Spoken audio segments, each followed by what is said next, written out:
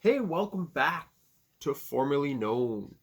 And today we got some movie facts about Christopher Nolan's movies. These are just my favorite movies, and I'm going to throw in Memento. It's one of my favorites by him. I don't have the DVD, unfortunately.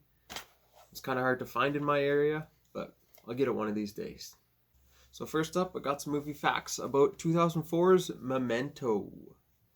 During Teddy's line, "You don't have a clue, you freak," director Christopher Nolan felt that Joe Pantoliano did not quite nail the end of the line, so he decided to re-record the last two words to his liking. So in that scene, it's Nolan's voice saying, "You freak."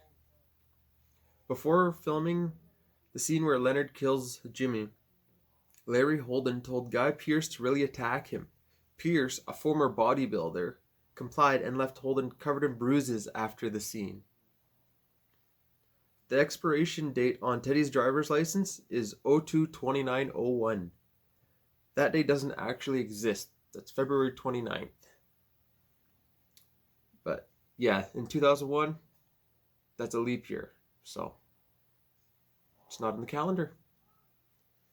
The narrative jumps 113 times from one time period of the story to another.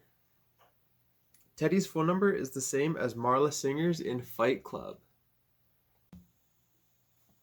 Little fun fact about Memento. So I first seen Memento on TV. I would have been about 14 or 15 years old, and it was like 2 or 3 in the morning. And I think I caught it was like 20 minutes in. And the way it bounced back and forth, it just caught my eye, and I stayed up till it was over. But yeah, stayed up super late watching that movie. Found out it was called Memento, and looked for it since then. Trying to watch it. Yeah, good movie. All right, next up from 2010, Inception. To avoid confusion, TV broadcasts in Japan would include text in the upper left corner of the screen to show which level of the dream the scene was taking place in. Joseph Gordon-Levitt performed all but one of his own stunts during the fight scene in the spinning hallway. According to cinematographer Wally Lister, Warner Bros. Executives approached Chris Nolan about making the movie in 3D. Nolan refused the idea, claiming it will distract the storytelling experience of Inception. Ariadne, Ellen Page's character, her hair is in a tight bun in the hotel sequence, so filmmakers didn't have to figure out how her hair would move in zero gravity. Next up, from 2014, Interstellar. Matt Damon was not included in the promotion for this movie. His name was not mentioned, and he did not attend any of the premieres. Apart from an article in Variety announcing his casting as unspecified role, his role was kept secret until the release of the movie. The majority shots of the robot TARS was done using a practical puppet, controlled and voiced on set by Bill Irwin. He was digitally erased from the movie afterwards. The movie was filmed under the fake name Flora's Letter, named after Nolan's daughter Flora. Although Doyle is presumed drowned after being struck by the tidal wave on Miller's planet, his suit appears to be intact when the Ranger leaves, so he could have survived the impact and just be unconscious. It's more of just an observation than a fact, but I thought that was pretty cool. Never thought of that before. In his latest movie, Tenet from 2020.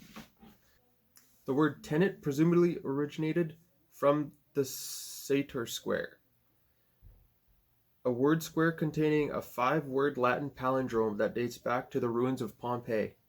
The puzzle is a 5-letter word by 5-letter word square. The words are Sator, Airpo, Tenet, Opera, and Rotas. In every direction, these 5 words appear horizontally and vertically. These words also all appear in the film. There's Andre Sator. Kat's former lover was named Thomas Airpo.